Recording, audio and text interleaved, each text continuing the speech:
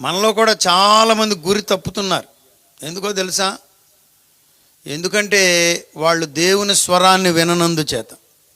చాలామందికి మోక్షానికి వెళ్ళాలని ఉంది, పరలోక రాజ్యానికి వెళ్ళాలని ఉంది, నిత్య జీవానికి చేరాలని ఉంది, అద్దరికి వెళ్ళాలని ఉంది. కానీ వాళ్ళు ఎవరి చేత నడిపించబడాలో వారి చేత నడిపించబడినందున they are ending up at the wrong point.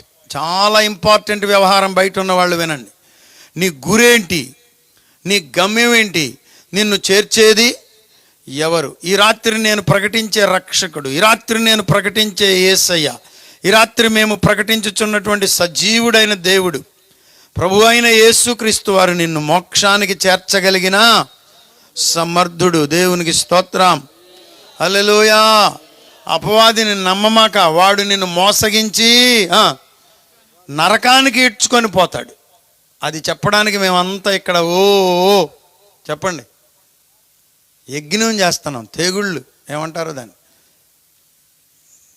వేలాడుతున్నాం.